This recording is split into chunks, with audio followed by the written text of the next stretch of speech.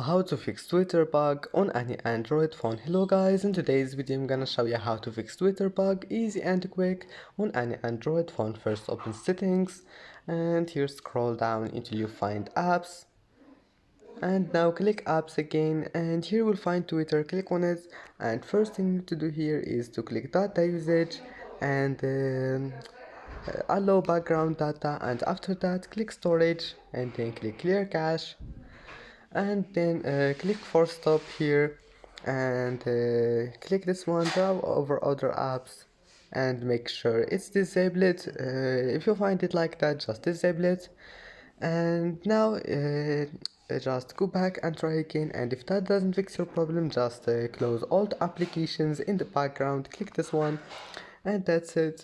Don't forget to like and subscribe, and see you in the next video.